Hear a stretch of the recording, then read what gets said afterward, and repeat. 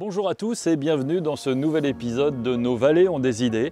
Et nous sommes à Clans pour visiter la brasserie de Patrick, la brasserie Baïta. D'ailleurs, nous serons tout à l'heure dans une autre brasserie, dans une autre vallée, puisque nous sommes en Tinée, nous irons en Vésubie, visiter la brasserie du Comté, la brasserie de Laurent. Pourquoi ? Tout simplement pour vous démontrer que ces entrepreneurs ont une certaine idée, une certaine démarche de l'économie circulaire. Suivez-moi.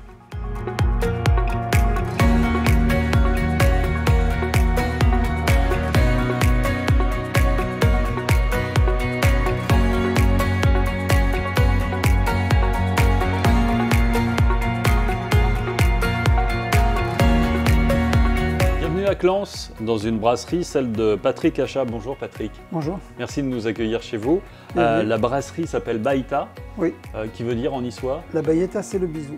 C'est la bise. La bise, voilà. Le bonjour. La bise. La bise. Bon, oui, ça peut être le bonjour. Ouais. Et le au revoir aussi. D'ailleurs. On dit souvent Baïta. Alors vous êtes ici depuis combien de temps? On est en 2022, depuis début 2020. D'accord, oui, ça a été une période difficile avec oui. Effectivement le Covid. D'accord. Le Covid et la tempête Alex. Et la tempête Alex, en plus, qui en a rajouté évidemment. Ouais, tout à fait. Vous faites une bière bio, entièrement bio, oui. Avec des produits que vous avez sélectionnés. Oui. Et vous êtes allé un petit peu plus loin parce que vous avez décidé de faire de la vraie économie circulaire. C'est-à-dire que vous avez fédéré autour de vous d'autres personnes qui récupèrent vos déchets, par exemple, ou bien qui œuvrent avec vous aussi pour la production et puis la promotion des produits des vallées, c'est ça? Oui, c'est ça. On a créé une association pour ça, qui n'est pas la brasserie, mais qui est présidée par moi-même, qui s'appelle Paysans et Artisans des Vallées. Et on organise des marchés nocturnes où on retrouve uniquement que des locaux. Donc des producteurs des vallées. Oui. Parce que là, nous sommes en Tinée, mais ça peut être des producteurs. Ça peut être la Vésubie, ça peut être la vallée du Var, comme j'ai dit tout à l'heure, le Daluy, le Sian, bienvenue, même l'Estéron. Et puis j'espère que ça va grandir, le projet va s'agrandir. Ce que vous voulez démontrer, c'est que dans les vallées, d'abord, on a des idées, et puis on peut mettre en valeur des produits, des producteurs, des productions locales, et vendre au local aussi, parce que vous ne voulez pas aller courir non, trop loin. j'ai pas cette ambition du local pour des locaux. Et c'est déjà pas mal, parce que les Alpes-Maritimes, c'est quand même grand. Et puis on a un arrière-pays qui est très joli, qui n'est pas simplement touristique, mais il y a aussi pas mal de producteurs, il y a des artisans, il y a des agriculteurs, il y a encore des terres exploitables. Et les événements d'il y a 2 ans nous ont montré que c'est bien d'avoir des locaux comme ça qui travaillent sur place. Donc oui, c'est du local pour des locaux. Oui, c'est plutôt intelligent comme démarche, effectivement. Pour des gens de passage qui sont les bienvenus et qui peuvent goûter les produits locaux. Alors vous faites une bière blanche, une bière ambrée, une bière blonde bien sûr, une bière IPA, très houblonnée. Voilà. Indian Pale Ale, quand on est un peu branché sur la bière, c'est ce qu'on dit. Et tout cela est fait ici dans votre atelier. Mais ce qui est intéressant, c'est que tous les déchets qui sont issus justement du brassage, vous les récupérez pour les donner aux agriculteurs locaux. Expliquez-nous, qu'est-ce que c'est d'abord ce déchet? Le déchet, c'est ce qu'on appelle la drèche. C'est ce qui reste quand on a retiré le sucre de la céréale. Donc c'est de la céréale bio qui a été dégorgée en quelque sorte et qui est mise à disposition des paysans. Donc c'est une offre, j'ai créé un groupe WhatsApp et j'envoie donc un message, voilà 200 kg, 250 kg de drèche à récupérer. Et là on peut avoir des jardiniers, des éleveurs de poules, des paysans qui ont du maraîchage parce que ça peut servir à l'ensemencement, ça peut servir à nourrir du bétail, enfin ça sert un peu à tout. Et c'est très pratique et surtout c'est gratuit. Eh oui. Donc ça circule très bien. Et ça donne des bons œufs? Vous avez goûté les œufs? Oui, j'en ai goûté, oui. Quelqu'un de la Tour, justement. Oui, ça donne de très bons œufs. L'importance d'être installé ici dans les vallées, c'est quelque chose qui vous tenait à cœur? C'est un retour aux sources pour vous? Alors, c'est pas un retour aux sources parce que je suis niçois, je ne suis pas issu des vallées. Et beaucoup de gens des vallées vous diront que ça fait une différence. Mais c'est juste matérialiser ce qu'on appelle le local. Et redynamiser ce qu'on appelle une région sans que ce soit de simples mots vides de sens. Il faut, en faisant les choses avec les mains, on donne du sens. Alors Patrick, parlons un peu de vos produits. Ils ont une spécificité, laquelle? Alors ils sont faits selon une loi de la pureté allemande. Le mot en allemand, je vais vous éviter ça. C'est qu'il n'y a pas d'ingrédients en dehors de l'eau, du malt et du houblon. C'est ce qui fait un bon produit. Alors oui, ce qui est assez on peut trouver de très bonnes bières avec de la coriandre, du piment, enfin un peu de tout maintenant, mais pendant très longtemps, je pense que ça a dû évoluer en Allemagne, pour faire une vraie bière, pour que ce soit considéré comme une bière, il fallait mettre de l'eau, du malt et du houblon et rien d'autre. Et vos produits, on les retrouve où? Sur le littoral notamment? Dans pratiquement tous les Biocoop qui m'ont beaucoup soutenu dès le départ et qui continuent à me soutenir. Satorise, Bio c'est bon, je commence un petit peu à me développer, j'ai pas encore beaucoup de revendeurs, quelques restaurants, quelques bars qui veulent bien prendre de la bouteille parce que je ne fais pas de fût, en tout cas pas encore. Donc ça commence à se développer et je travaille très bien avec les locaux du coin de l'arrière-pays et ça me fait beaucoup plaisir parce qu'on a l'impression de vraiment mailler le territoire comme ça maintenant en termes d'économie locale et c'est intéressant. Merci beaucoup en tout cas de nous avoir accueillis chez vous. Avec plaisir, dans la brasserie.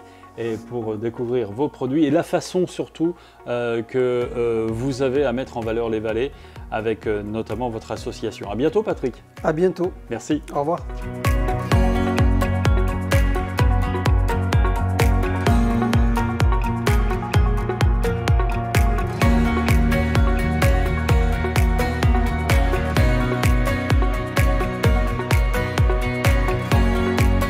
Nous sommes à Saint-Martin-Vésubie, comme promis, à la brasserie du Comté, dans le nouvel établissement de la brasserie du Comté avec Laurent Fredge. Bonjour Laurent, ça va bien? Oui, ça va, très bien. Alors c'est vrai que c'est un nouveau bâtiment. La tempête Alex en octobre 2020 a remporté le précédent. C'est ça. Vous cherchiez à vous agrandir. L'occasion vous a été donnée avec ce nouveau terrain qui s'est rendu disponible à cause de la tempête. Ouais. C'était une volonté parce que vous aviez de plus en plus de demandes, parce que vous produisez en local et vous vendez au local, et puis vous êtes maintenant connu, quoi. Oui, c'est sûr. Alors c'est dû à la tempête, bien sûr, ça a accéléré les choses, mais de toute façon, on avait travaillé déjà avec la mairie pour se déplacer parce que là où on était, c'était trop petit. Donc c'était déjà prévu qu'on change d'endroit et on avait même en fait anticipé, si on peut dire, parce que malheureusement on ne pouvait pas prévoir ce qui allait se passer, mais ces terrains avaient été mis en zone artisanale par l'ancienne municipalité justement pour accueillir la brasserie et d'autres entreprises qui souhaitaient s'agrandir. Donc en fait il y a eu un accélérateur forcé et malheureux, mais c'était quand même des choses qui étaient plus ou moins prévues dans le temps, quoi. Alors avec vous, l'économie circulaire prend tout son sens parce que là, on n'est pas seulement dans la production locale et de la vente en local, c'est-à-dire sur le littoral, on est aussi dans le nouvel outil de production où là, tous les artisans qui interviennent sont des artisans locaux. Oui, c'est le but. Ça a été le but quand même lors de la reconstruction, de faire travailler le plus possible des artisans locaux. On va dire évidemment de Saint-Martin en premier lieu avec nos électriciens et notre plombier qui ont pris les marchés. Après c'est des marchés considéraux, donc évidemment tout le monde n'a pas pu se positionner, mais après oui, tout ce qui est fondation ça a été Valtiné, donc Vallée de la Tinée, et ainsi de suite pour pouvoir avoir le bâtiment et des entreprises locales et concernées. Parce que c'est un sacré outil de production maintenant. Combien de mètres carrés vous avez là? Oui, c'est un bel outil de 1200 mètres carrés à peu près de production. Oui, c'est un bel outil. Et justement, vous passez d'une production de combien à combien en hectolitres? Alors, comme souvent, j'explique assez simplement, on faisait 4000 litres par semaine pour que ça soit des chiffres à peu près compréhensibles, 4000 litres de bière par semaine. Et maintenant, on peut produire 10 000 litres. Alors, on faisait 4000 litres en ayant poussé les murs au maximum. On devrait arriver à faire à peu près 10 000 à un rythme normal avec une possibilité de croissance. Ah, c'est considérable. Et puis surtout, des emplois créés. Oui, c'est ça. J'ai commencé tout seul, évidemment, il y a quelques années, enfin, avec deux associés qui avaient mis un petit peu d'argent. Et puis maintenant, on est 15. Donc oui, c'est sûr que les choses évoluent. Belle réussite en 10 ans. Oui. C'est une rivière qui suit son cours, je dirais. Parce que la brasserie du Comté a 10 ans cette année? Oui, c'est ça. 2012, la création. Bel anniversaire avec ce nouvel outil. Ouais. L'économie circulaire, pour vous, ça veut dire quoi? Comment vous voyez les choses? Alors, il y a deux façons, j'ai deux façons de voir les choses. Nous, à la revente, c'est-à-dire que je tiens à ce que les produits, on verra l'évolution évidemment des choses, mais l'essence même du moment où on a fait la brasserie, c'est d'avoir des produits locaux qu'on achète localement. et qu'on ne va pas forcément trouver à l'autre bout de la France. Parce qu'on est des petites productions, les brasseurs artisanaux comme les petites entreprises qui se montent. Donc c'est quand même sympa d'aller en vacances ou de découvrir une région et de découvrir aussi les produits et d'y revenir justement pour redécouvrir ces produits, être content de les retrouver. Ça c'est le côté vente. Et le côté achat, lors de la création, on était la première brasserie artisanale dans le département et donc il n'y avait absolument rien en produits, en matière première.